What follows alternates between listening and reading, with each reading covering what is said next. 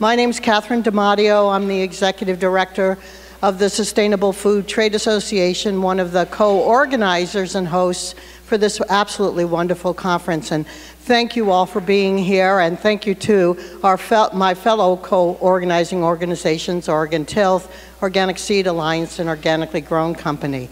Well, it's my pleasure to be introducing Patrick Holden to you as the keynote for this morning. Patrick and I, on different sides of the pond, started off around the same time in 1990. I was at the Organic Trade Association, and Patrick was at the Soil Association in the UK. And our paths kept crossing on both sides of that pond, in England and in here in the United States, several eco-farms, a number of the IFOAM, the International Federation events, and we've just been in parallel paths moving along through organic and organic regulations, and then both Patrick and I moved to the Sustainable Food Trade Association, and Patrick to the Sustainable Food Trust.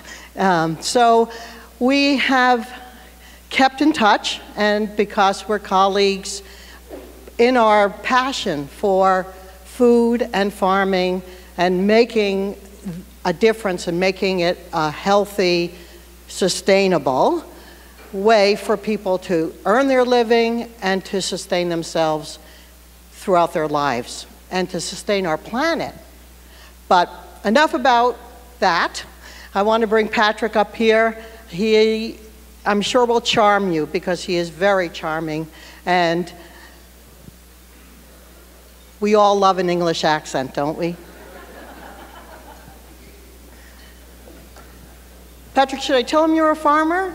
Okay. Yeah, he's a farmer. A dairy farmer.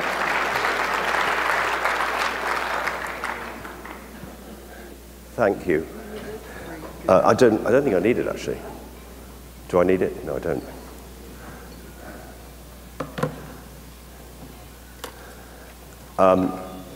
Good morning, everyone.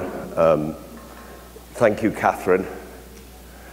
We do go back a long way, and I am from the other side of the pond, and actually, although you can't see it in that picture, that is my farm pond. I want to start by talking about my farming, because it spans most of my working life, and it's the sort of anchorage for all the other things that I'm doing. So I thought I'd spend a few minutes talking about my farm story, and then talk about my work with the Sustainable Food Trust, which, as Catherine has just said, has come out of a long chapter of my life working with the Soil Association, which actually was between 1988 and 2010, and why I left the Soil Association and set the Sustainable Food Trust up, and then a little bit more about the harmony principles in food and farming. And I hope that if I get my act together, there'll be 10 or 15 minutes per discussion, because I'd really, really like that. So here is my farm story. It goes back to 1973. I'm a dairy farmer, and in the background there are our foundation herd of Ayrshire dairy cows, which a bunch of 6 of us purchased from Scotland when we first got back to the land. And I had been in the San Francisco Bay Area for a year during 1970-71 because my dad was posted out to Stanford as a visiting professor. So I went too, because I was 20 at that time. And I had some really influential experiences, as you did then.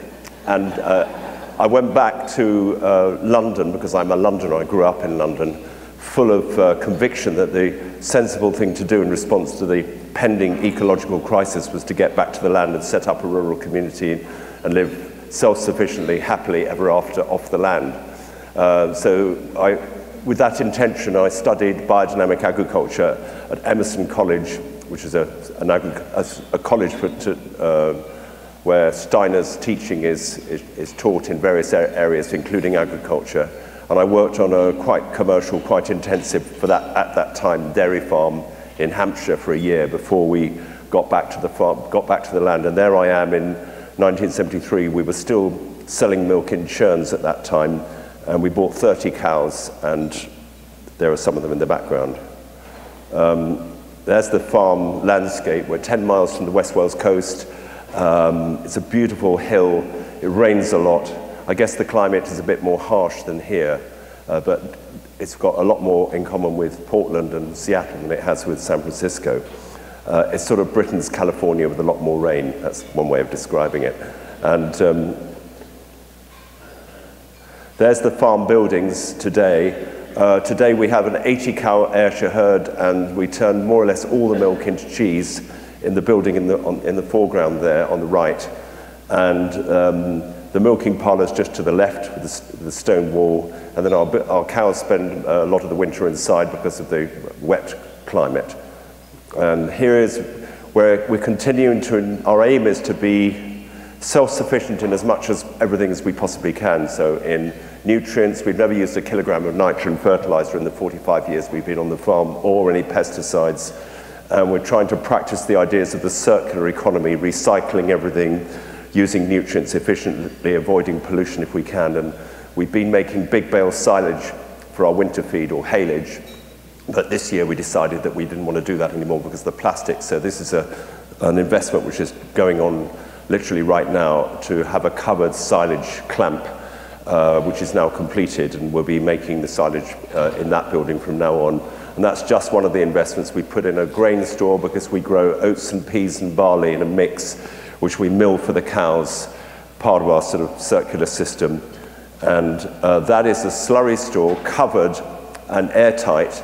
And we've got South Wales University monitoring the methane emissions to see how much it's not a fancy thing with insulation or anything like that, because we haven't got the money and we don't want to go tech like that. But we're trying to, what we'd like to do is to take the gas off that and use it to heat our dairy farming water.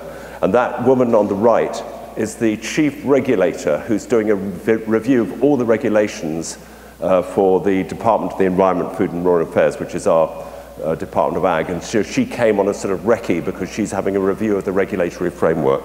And then the guy on the left is the head of policy for Wales, because of course we're a devolved nation, so our agricultural policy is set by the Welsh Assembly Government. So he was having a look at what we're doing. And here's our heifers on a place called Hafod, which is 3 miles from the farm. Hafod is Welsh for summer place, and it's the name of our cheese.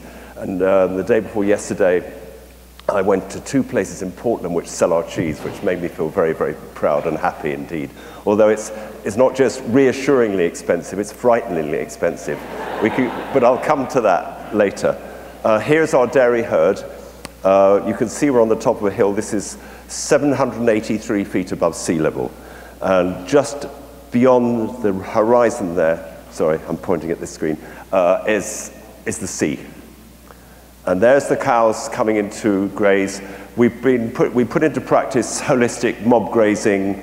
We've laid a couple of miles of tracks and electric fencing, and we put more water in, because I'm a fully signed up member of the holistic grazing philosophy, because I can see that if you graze and move on, you increase soil carbon and all the other benefits, and you get actually more grass. So we've only come to this in the last few years, but I think we're going to be able to increase our productivity of our soils, both in terms of carbon and also food for the cows, quite substantially by applying this system across our 300 acres, which is what we farm today. And there are the cows. This was a picture taken last May.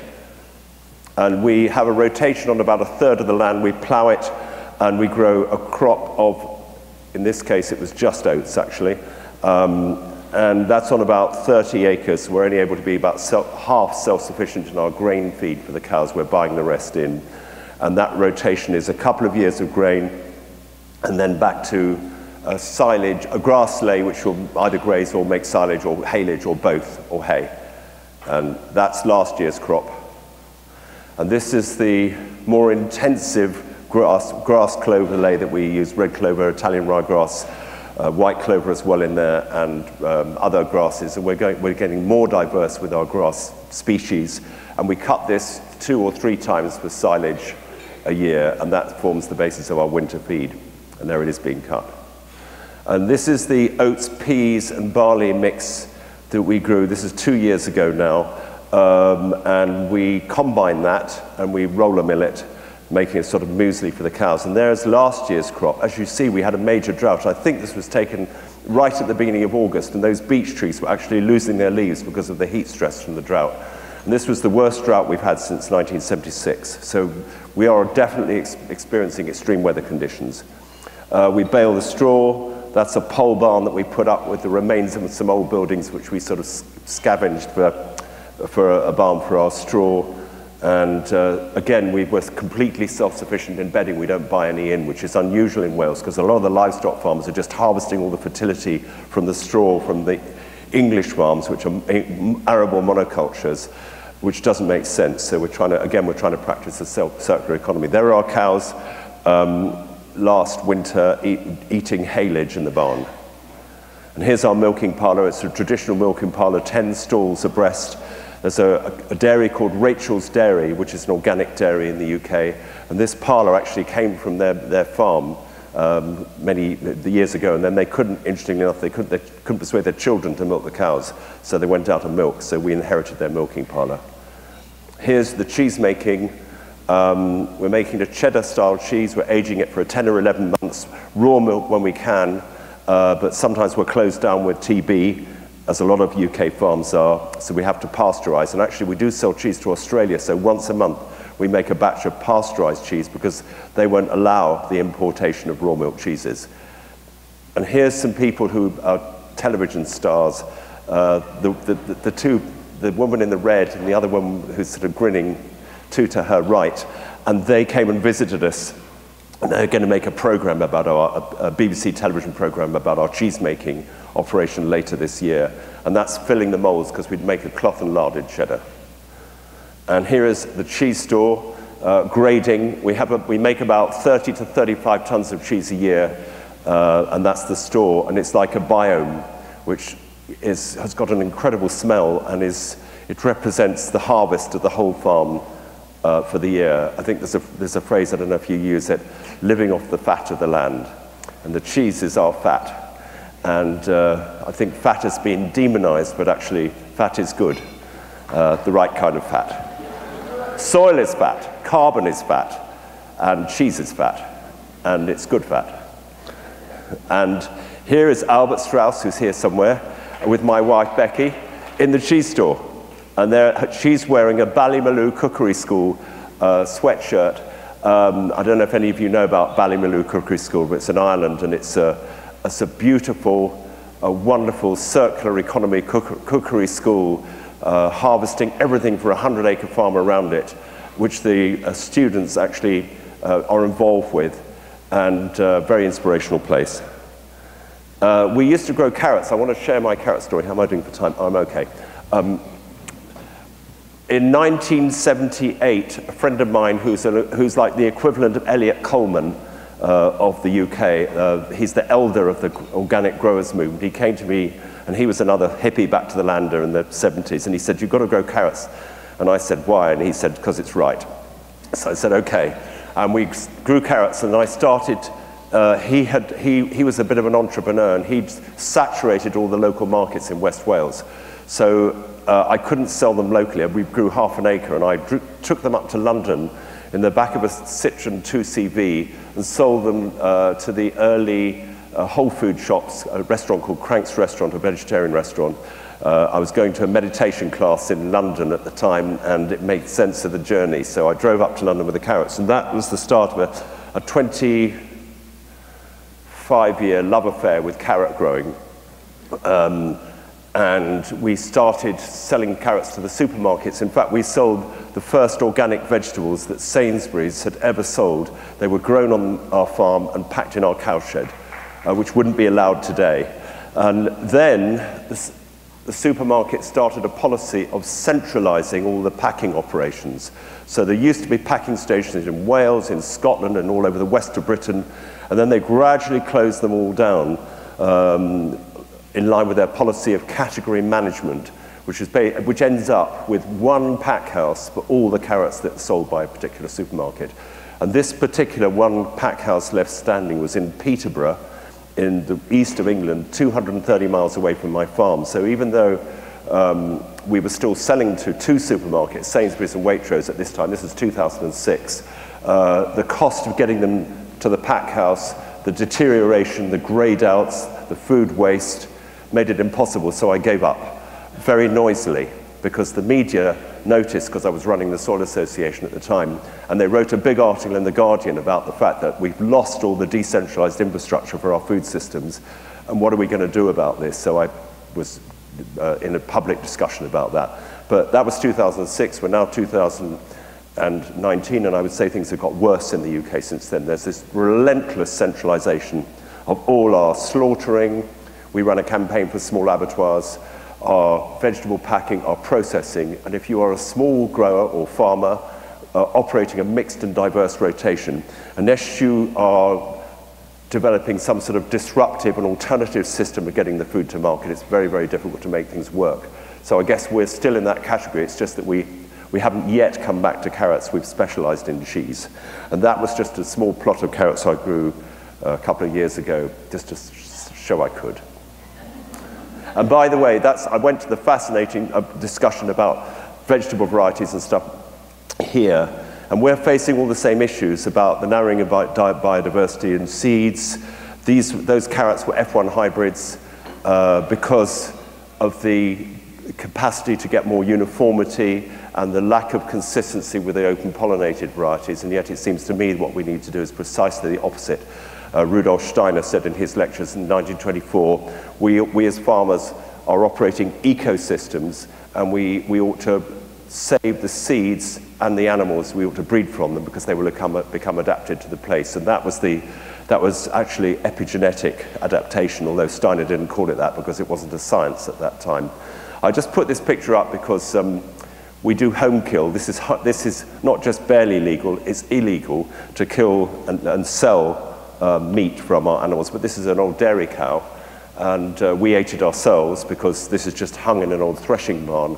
But we've now worked out a way of getting our, do you call them barren cows? Whatever, the dairy cows at the end of their lives, to a fairly local slaughterhouse and then into London. And I just had an email this morning from somebody who just bought an aged dairy cow, bit of our cow, in a high-end London butcher, and he sent me a picture, which I should have put on this display, of a rib of beef, aged rib of beef, which that they'd been enjoying in London. That's a lovely connection, because the people who are supporting this butcher in London are actually knowing that the beef that they're eating came from one of our cows. That's the farm pond that I mentioned earlier. That's where I was standing for that picture. Just thought, so this is about the biodiversity of the farm. I believe very strongly that we should not separate biodiversity from food production. And what's happened in Europe and in the United Kingdom is that we've separated, in policy terms, in structure and physically, food production, which has become an intensive factory, from nature protection, which is, in our case, round the edge of otherwise intensively farmed land.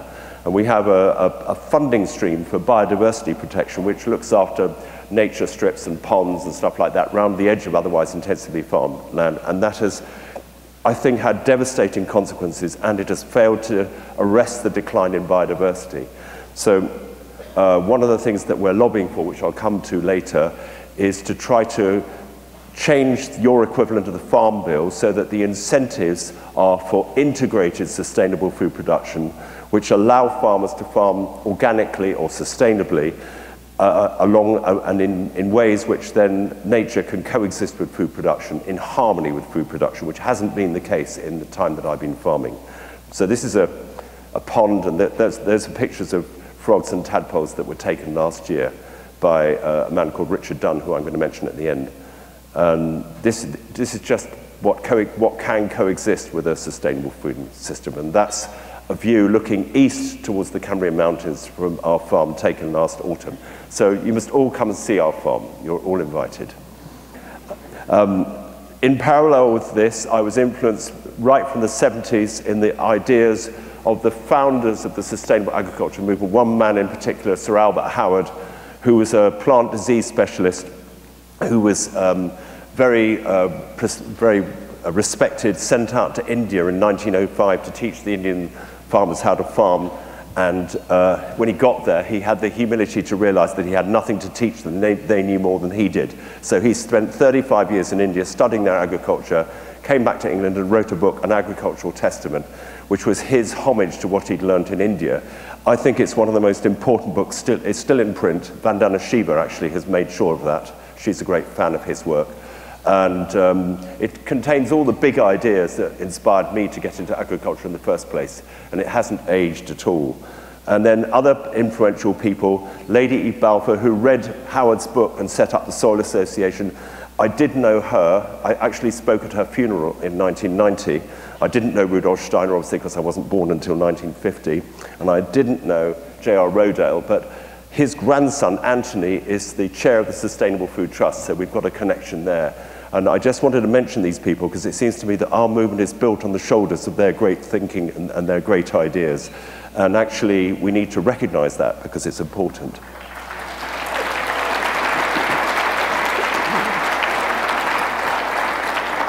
And in connection with that, Elliot Coleman came to the Oxford Real Farming Conference in January, a couple of months ago, and he spoke brilliantly about the history of the organic movement. And it was a comprehensive account of this kind of linkage between all the great founders and his inspiration and the generation of the organic movement of which I'm part. And I'd never heard a speech so amazing because he knew all these people, because he's 80, I think now, or 79 or something like that. And I did an interview with him, which is on our website, actually, if you want to watch it, because it really is, Elliot's a remarkable man, and he's one of the holders of this memory, of the living memory of the history of our movement. Then I went to the Soil Association. As I said, I joined in '88 and I stayed there till 2010. And during that time, I was very much involved with the development of the organic standards and the organic market. In fact, I was on the Soil Association Organic Livestock Standards, and I wrote what I think was the world's first draft of the organic dairy standards, because we didn't have any livestock standards at this time. It's the mid-'80s.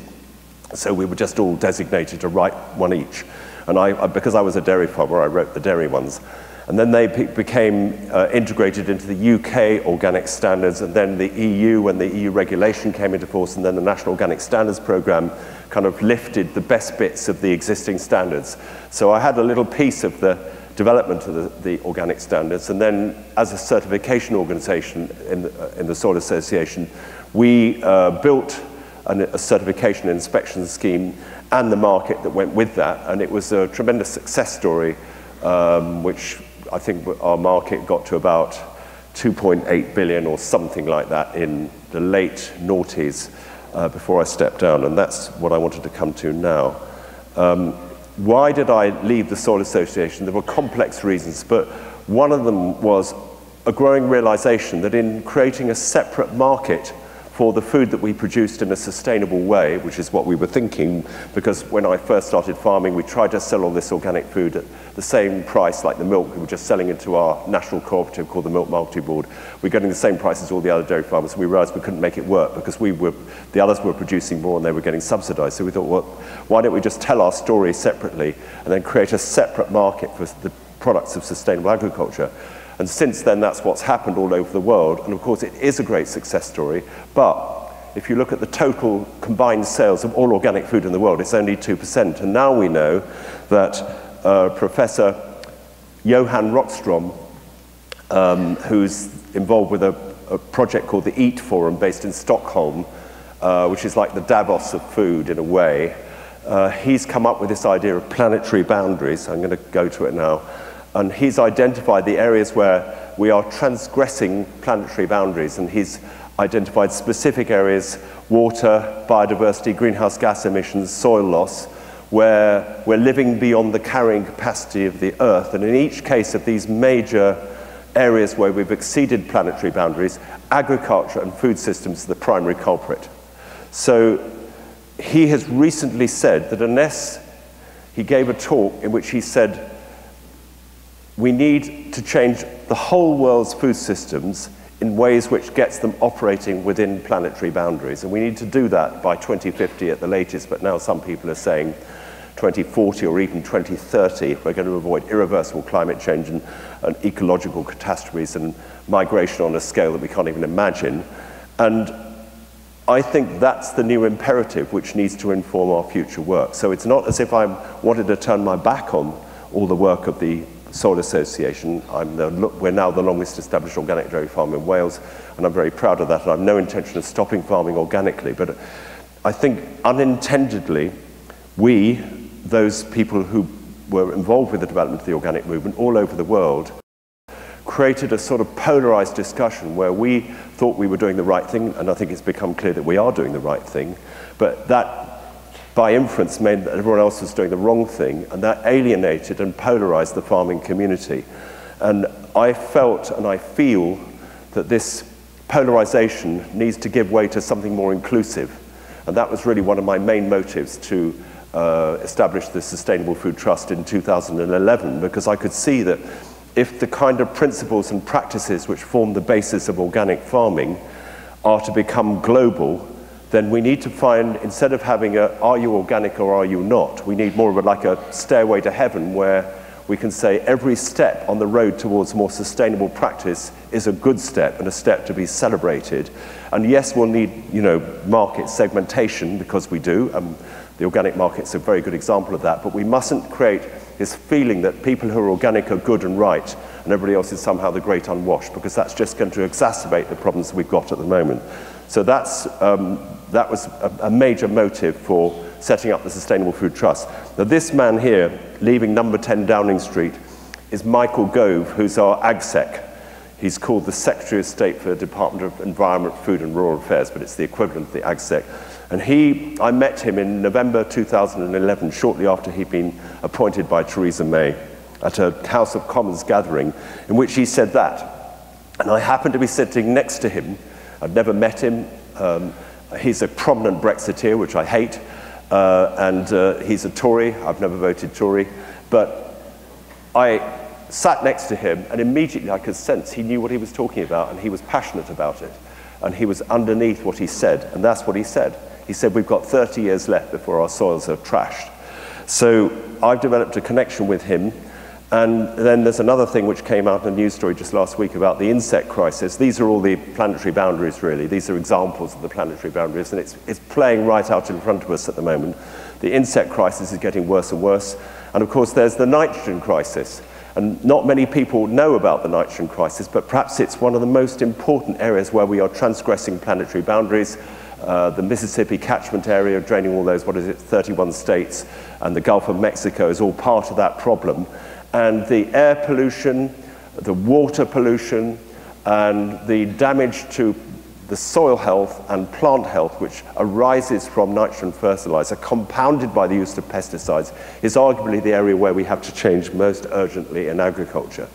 So the point I'm making here is that there's an imperative for change. Johan Rockstrom has identified it. We all know it, but change is not happening fast enough.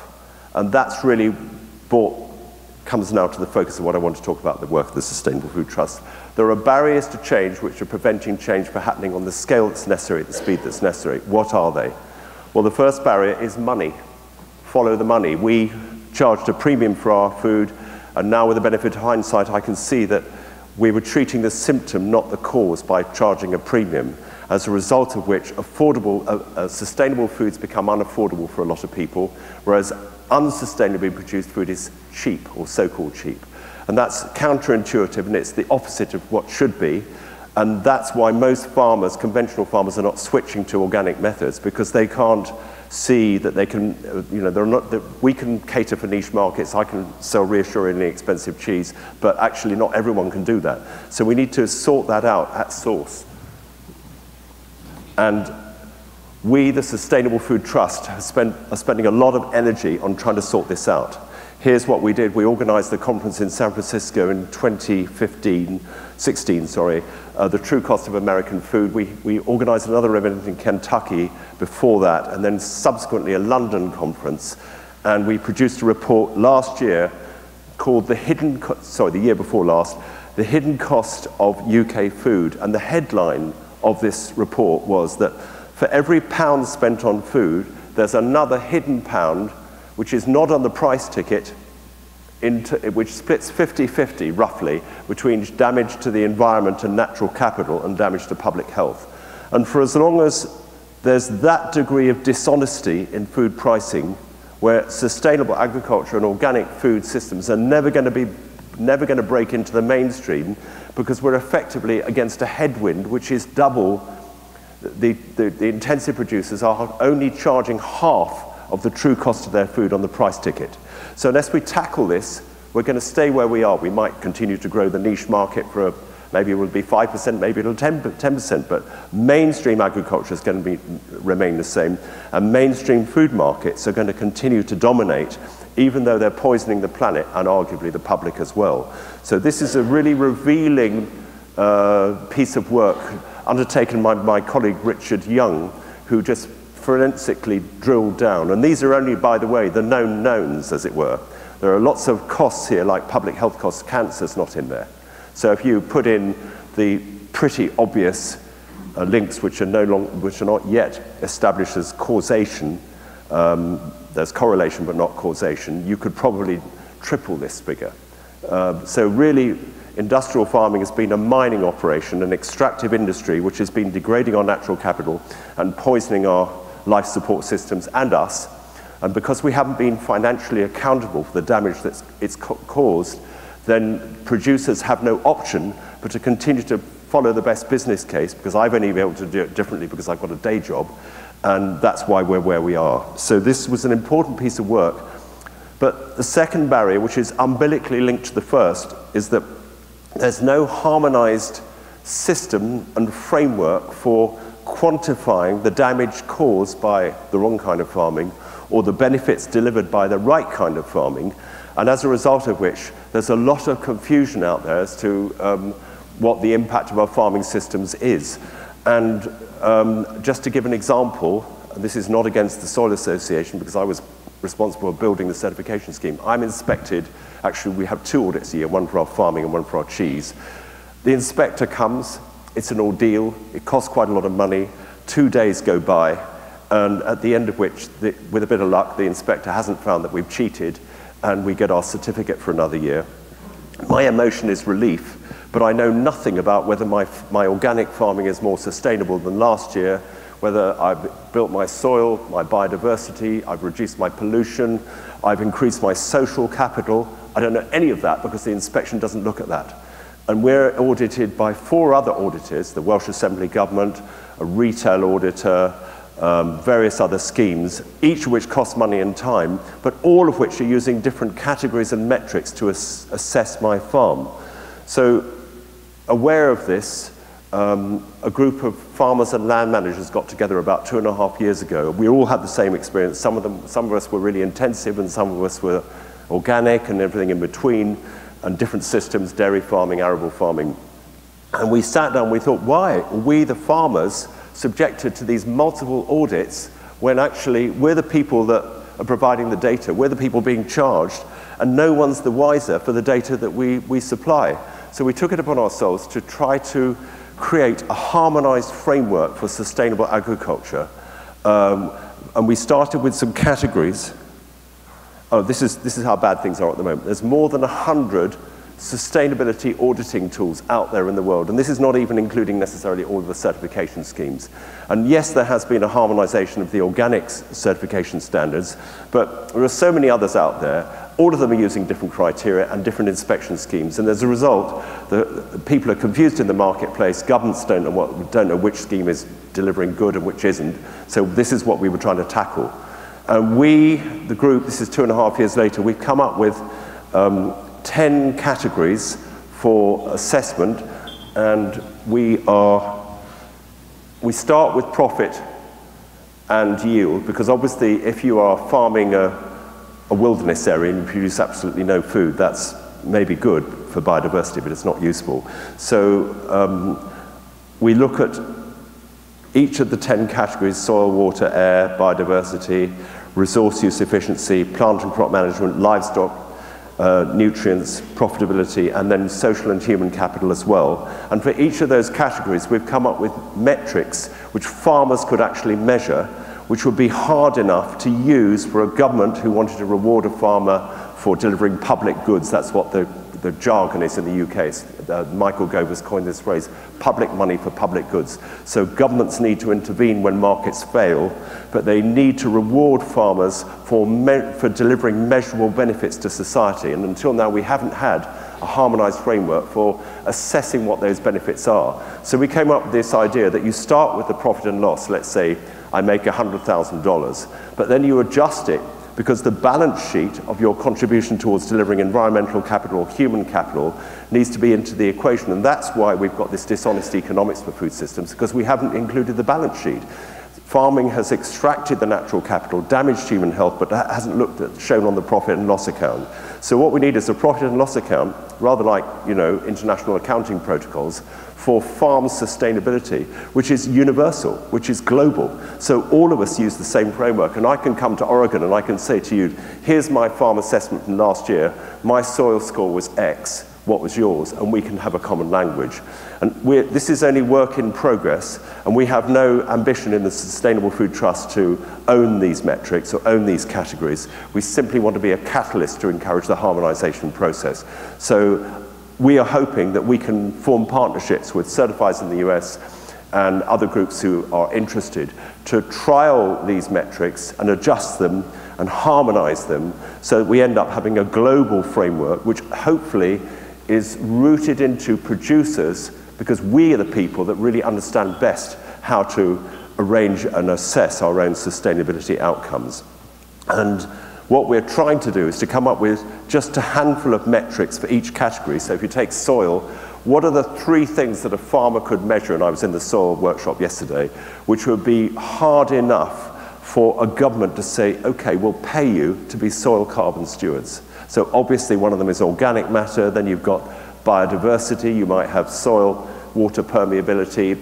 We're discussing these kind of things, and there needs to be an emergent consensus about what the most reliable metrics are, and also how to avoid cheating, because obviously if I've got an old manure heap in the corner of my field and I want to impress Michael Gove that I've got a lot of soil carbon, I might just go and take a sample there. So we have to get out of that, and there's emergent technology now, obviously, which we all know about, which could make that job easier. And we also have to be pragmatic, because if we can't find the reliable metrics, we might go to a systems approach. We might say, well, if you farm organically, research shows that there will be good soil carbon outcomes, so therefore we'll pay you to farm organically. And we have to be, I think, pragmatic about which approach we take when it comes to rewarding farmers. Barrier 3, lack of enabling policy. Well, governments need to act to correct the market distortions that I've identified, but unless they have hard data upon which to base their decisions, they won't be able to do that. So we hope that the framework that I've just been describing will provide Michael Gove or your Agricultural Secretary or the Common Agricultural Policy with enough data upon which to justify intervention through the Farm Bill or through the Common Agricultural Policy or through post-Brexit, if Brexit actually happens, which of course we hope it doesn't, to enable him to, for instance, introduce a polluter pays tax.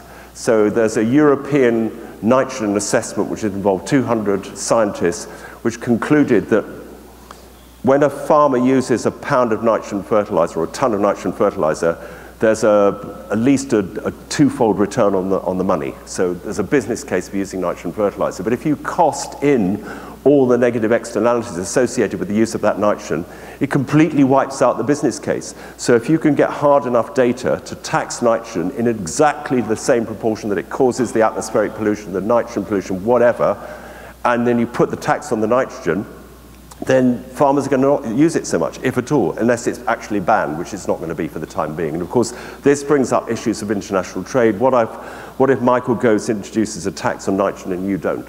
So we have to think about that, and that comes into trade barriers and tariffs and stuff like that, which is probably an important conversation.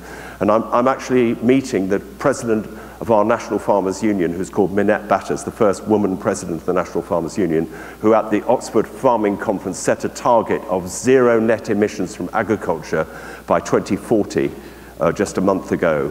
and to discuss how that can be embedded into agricultural policy. We're meeting on next Thursday, Michael Gove and Minette Batters, to discuss that. Now, all my life I've been working in this field, and that's never happened before, so there's some real hope that something good is going to come from this.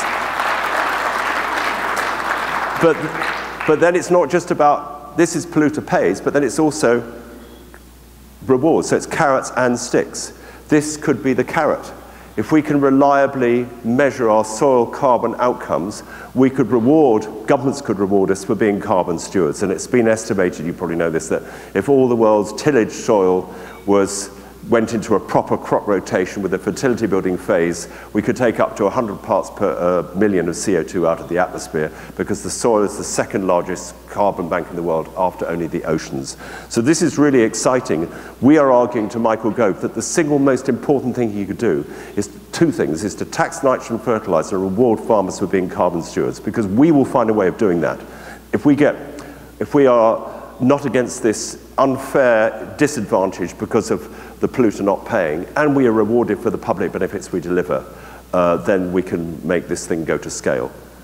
And barrier 4, public confusion. Now this relates to a question I think all of us are asking: what should I eat to be healthy and sustainable?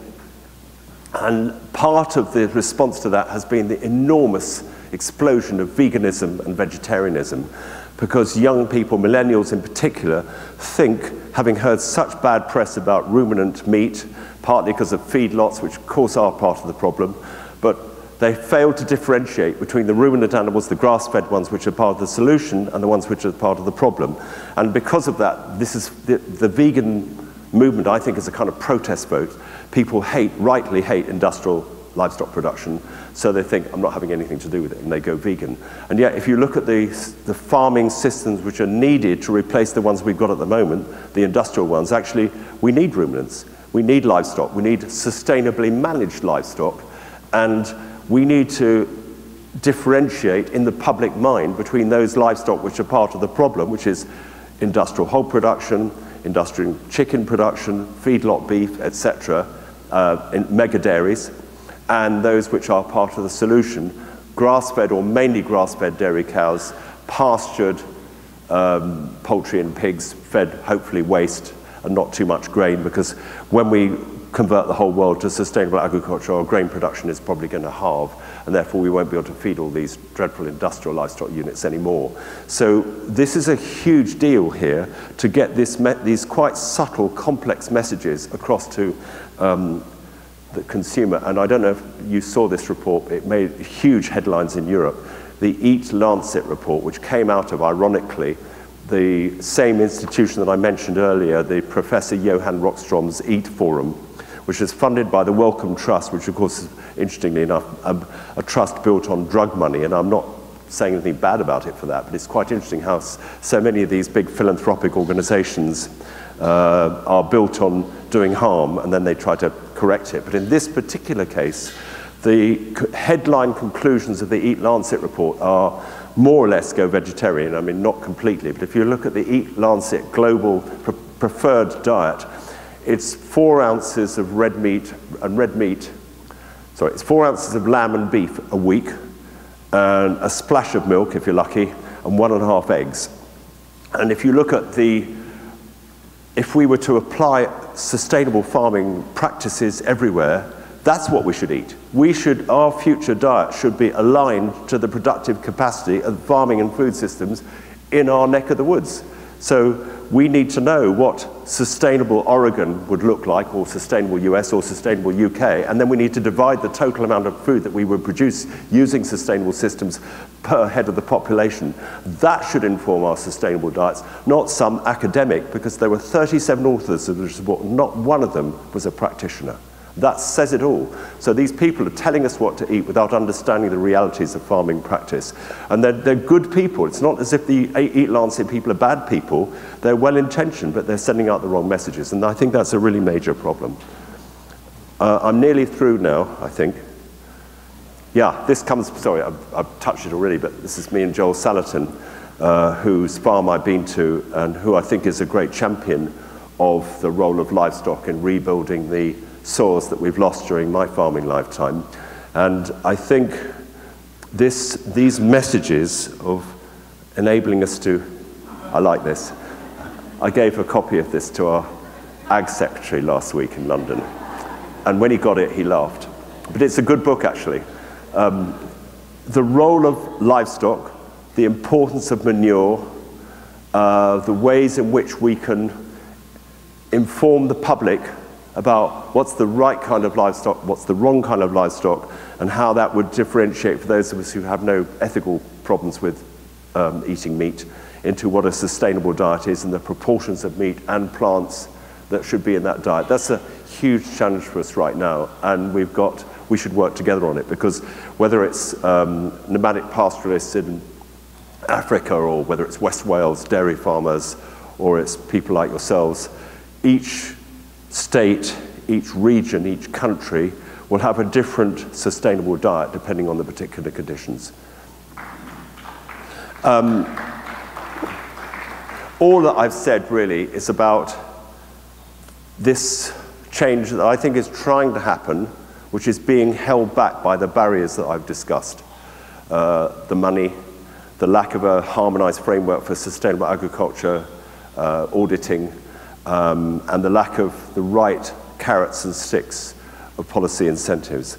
But all of us, I suspect here, but maybe all of us even throughout the farming community who are not putting their heads in the sand, would agree that our future food systems need to be regenerative, to be relocalized, to be circular in the sense that this circular economy thinking is becoming more dominant in Europe. I don't know if it is here as well.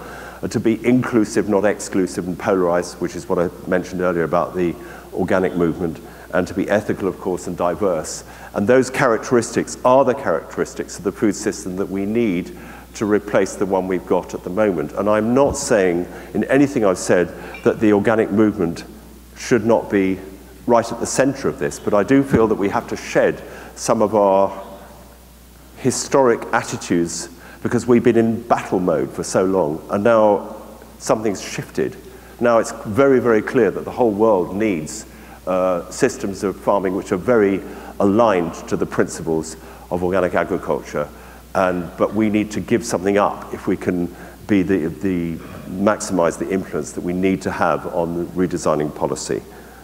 I wanted to end just with a few wider thoughts about harmony in food and farming. This relates to a book that was written by Prince Charles in 2011 called Harmony, A New Way of Looking at Our World. And the key message of this book was that we live in a world, a universe actually, which is governed by common laws and principles which connect absolutely everything and are revealed in nature and in our lives, inside us and around us, but we just forgot. From the Enlightenment on, we've sort of descended into an age of reductionist thinking, of silos, of not really understanding the interconnectedness of things, even though science is now beginning to rediscover this with the microbiome and epigenetics and all this wonderful new science. But we need to see our work as farmers and land managers and food people in the context of this wider harmonic unity of the universe. And I can't go into this in detail, there's not time, but I just want to show you one manifestation of this. And one of the things that the Prince is most strong about is the geometry of things. So this is just one of the strands that's in his book, which you can look at. So starting with a carrot, look at the geometry of the carrot, which is revealed in the inner structure of the carrot, and also these new methods of measuring food quality like crystallization show the same thing. And these beautiful patterns of nature are revealed in the fruits and vegetables that we grow. And this was an apple cut, not the way we usually cut it, and it shows fiveness. And this is somebody will tell me if I'm wrong, this is the orbit of, is it Venus or is it Jupiter, around the sun. So this is a cosmic pattern which is revealed to us in planetary movements, which is echoed in nature and in the forms of nature inside us and around us. And it's shown in the flowers and all the things that we look at, which we say are beautiful, but we don't realize that there's this incredible symmetry which echoes this cosmology, which is the truth. It's not something new. It's always been the case, but we just haven't seen the world like that. And here's more examples of this, the principles of the hexagonal thing. So there's laws of 3, of 5, of 6, of 7, all around us in nature and what we're doing. And you'll know about the Fibonacci sequence, the Fibonacci spiral, and that's revealed in ferns, in fossils, even in weather systems and in snails. Again, a reminder that everything is connected and we need to see the world in a different way. And there it is at the biggest scale possible, the Fibonacci sequence in a galaxy. And it's inside our bodies, of course, as well, in our ear and in our hand.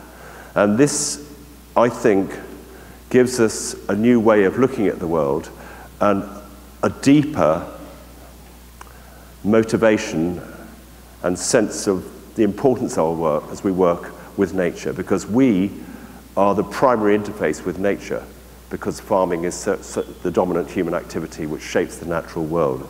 And this is my last thing, and maybe, have I got any time? Yes, we've got 12 minutes. I want to show the critical importance of harmony to the health of the human condition and the sustainability of the natural world upon which our human condition depends. And the Prince of Wales wrote that in his book. And it's profoundly right, I think, and we need to make a study of that, and that enables us to see the wider connectivity of our work. So I would love it if we could have some questions before I'm chucked off the stage.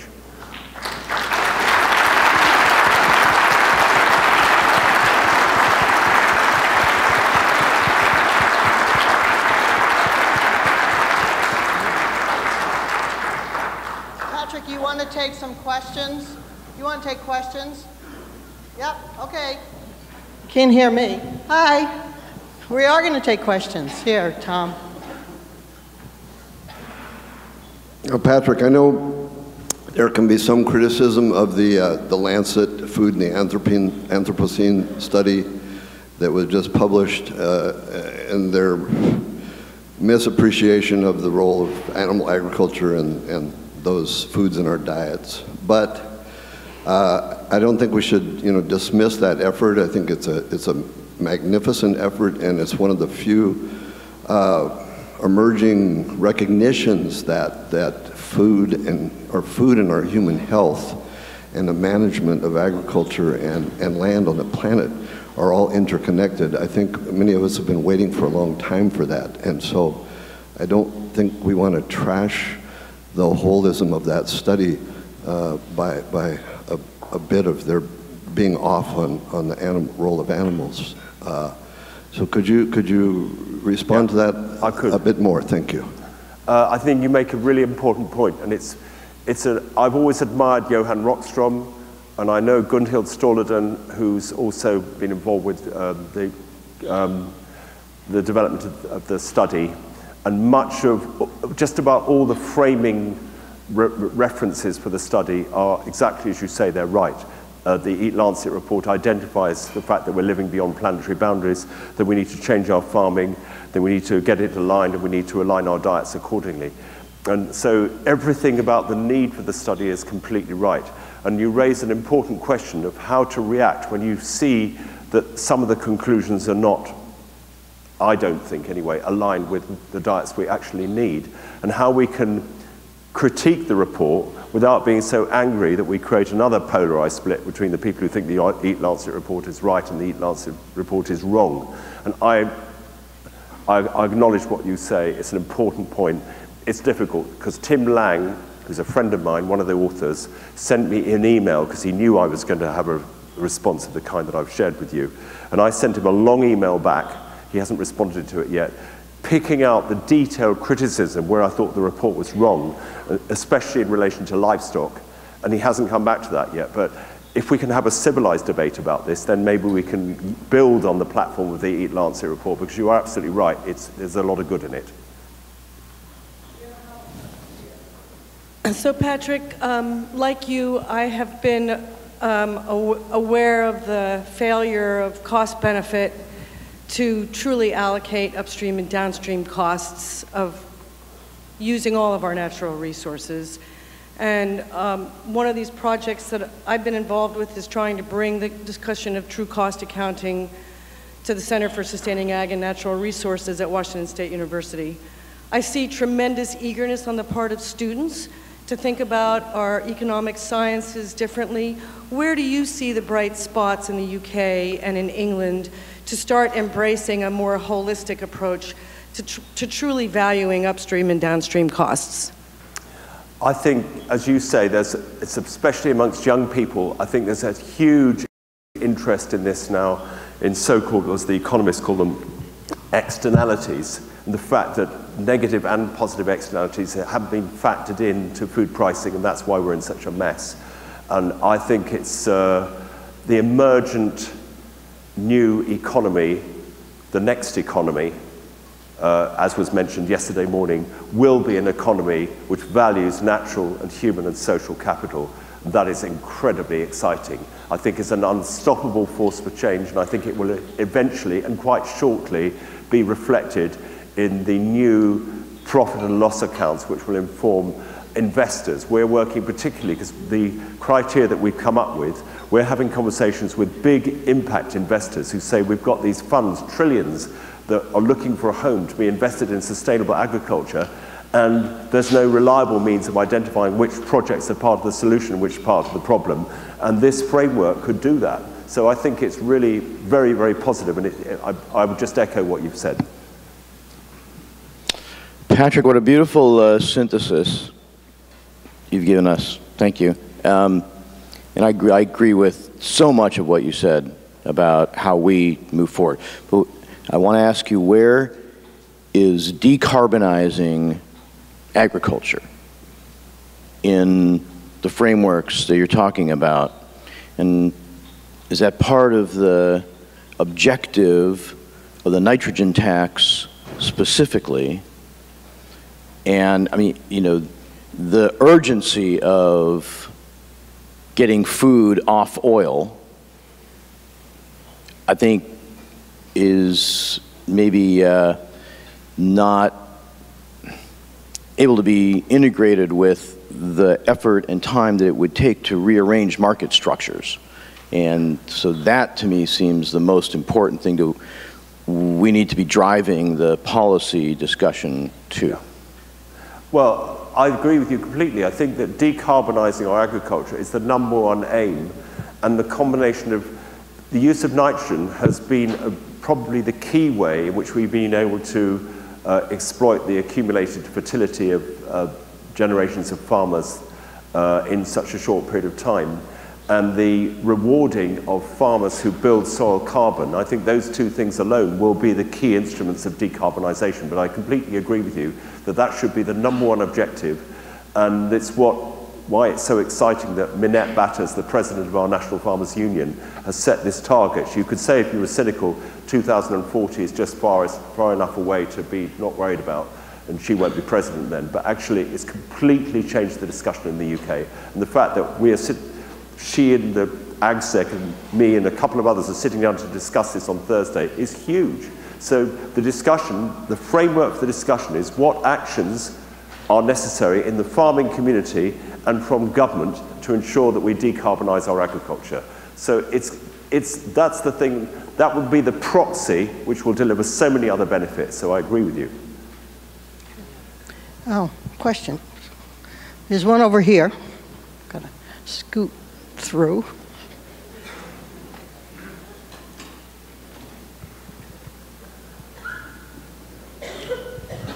Thank you. Can you tell me how you're getting your message to the grade schools? Because as you look in the audience, I'll speak for myself. I have a lot of snow on the dome. But the students in the grade school are the future's balls of clay that we need to model. Yes, a man called Richard Dunn, I mentioned him, and I forgot to come back to it. He read the Prince's book, Harmony. He has an elementary school in the south of England, in the Thames Valley, a place called Waltham-on-Thames, and he has 540 children. Read this book. He's got the highest grading. We have a scheme called Ofsted, which rewards schools that are doing well. He's Ofsted Outstanding, and he's been Ofsted Outstanding for the last 15 years. A lot of interest in sustainability. But he read this book, and his conclusion, Harmony, and his conclusion was, we are not preparing our children to make sense of the world in which they find themselves, or to know how to act to make it a better place for the future. And he decided that he needed to embed a new way of learning into his school based on harmony thinking, but also what he called inquiries of learning. So instead of telling children things, we get them to ask questions. And he's written a manual for the application of this teaching method, which is in a book, A Teacher's Guide, which is being published next week. And Richard is an amazing man. He's a real visionary and a leader. And I think that just because his thinking is applied to an elementary school in the UK doesn't mean to say it hasn't got universal application. And Alice Waters' Edible Schoolyard and all the other great projects that are going on in the US, they can come together under this kind of harmony banner. And the issue about what we've got is we've got what we call secondary schools, which are all dominated by meeting exam requirements, GCSEs and A-levels, make it much more difficult to apply these kind of principles, because it's all about meeting targets and it's very results driven. But somebody said the other day that maybe we need to do a pincer movement. We need to get this stuff into the elementary schools and then get universities, who are a little bit freer in some ways, to embrace this kind of approach as well. And then actually the people in the middle will have to change the ways in which the exam curriculums are set and the nature of them. But I think, I mentioned the emergent future. It must be the most important thing you've identified, because a generation is such a short time, and unless we get this thinking into the children who are going to be running the planet in no time at all, we won't get inside the planetary boundaries in the time available. So I think the education piece of this is really important. We've found donors who are going to pay Richard Dunn for 2 days a week to come out of his school and start spreading these ideas further. And if you go to our website, as soon as this book is published, you'll be able to find it. All right. I think we'll take one more question, and it's right here. You mentioned some metrics for judging, determining how well any individual farming operation was doing in achieving some goals. And one of them was biodiversity. You suggested that might be a measurement. It might be obvious, but I'd like it to be clarified if you can. What type of, measuring what? Biodiversity of what were you thinking? And by what means? A critically important question. What we've done, and this is just work in progress, we've divided biodiversity into biodiversity which is agricultural biodiversity, which is seeds, livestock, the plants we grow, and then the biodiversity which coexists with our farming systems. And for each of those, we need a score, which will be the result of the metrics that we choose, which are proxies. So for instance, I mentioned earthworms as a good proxy for soil health. So let's say if you have a good earthworm population, you can assume that there's a lot more good that lies below that earthworm. And we need the same proxies for insect populations, for small mammals, for birds. And we are not experts in this, so we hope that we would build collaborative partnerships with organizations that are expert, so that all these conservation organizations that have hitherto seen nature as separate from farming can help us measure the biodiversity outcomes of our farming systems in ways which are a reliable expression of what we're actually delivering. So I think you raise an incredibly important question and a very good example of where the metrics need to be the right carriers of hard information about the biodiversity outcomes of our farming systems. And if you want more information about our metrics, again, we'll post as much as we can on our websites, but our government have just agreed that we're going to have a trial of the metrics in the UK, and there's interest in Australia. We've just been in Australia, and my colleague Adele Jones will be in the presentation in the research forum this afternoon. We've got a poster and we've got more information, and we can share that with you, and we'll also put stuff on our website, because if there are people here who would like to work with us on this project, we'd love that. All right, I'm being pressured for one more question. I know we're over time and that people in the trade show are probably wondering where you all are, but since Chris is important. Oh, no, it's not, because it's the question that's important. Patrick, I appreciated your comments earlier about the polarization that has occurred between organic and the rest of food and ag, and the need to try to bridge that. I feel like what you're advocating for with true cost accounting is a system that rewards the best but incentivizes the rest. My question is, in that effort, when proposals like a nitrogen tax are on the table and we're approaching the rest of agriculture, how do you approach that type of a proposal without them feeling the fear? Because the intensive agriculture system is failing them, and they are on thin margins. If they hear taxes, they're thinking, you're going to put me out of business. How do we respond to that? How do we reach out in a way that makes them understand we're not here trying to put them out of business, we're trying to help them keep them in business? What a great question. Great question. Funnily enough, I was lying in bed thinking about that last night. Because the discussion with Minette Batters, who has got to sell this approach to all her farmer members. And, you know, it's the drug of choice in a way, isn't it? Because it's so effective, nitrogen. I think we have to say to farmers, it's in your interest that you carry the full cost of the impact of the fertilizers or the pesticides you use, because unless you do, in your heart, you would probably like to farm in a more sustainable way. I think we have to acknowledge that most of the farmers in our community are just following the best business case, because it's only a very small minority of farmers that can afford to do something which is challenging the orthodoxy, which is disruptive, the sort of stuff that I've been doing. And for most mainstream farmers, they just have to follow what pays. So if the polluter pays and farmers get rewarded for, say, building soil carbon, then those same farmers that are using nitrogen, so you don't demonize them, you don't criticize them, you say, of course you, this is what I say, of course you're using nitrogen, why wouldn't you? You're following the best business case. What we want to do is to make sure that the farming systems of the future better serve the public interest, which through no fault of your own, you've not been able to do in the sort of chemical era. So I think there's an incredibly important psychology in this, and we have to take a hit and say we haven't got it all right. And I think that's a really important point, because otherwise they just think, oh God, you people, you're so morally superior, and you think you're right, and you know, I don't like your attitude, and I don't like your silo, and I don't want to feel as if I have to sort of pretend that everything I've done in the rest of my lifetime has been bad. I think we need to acknowledge that those people are just doing what pays. All right, thank you. Let's all thank Patrick for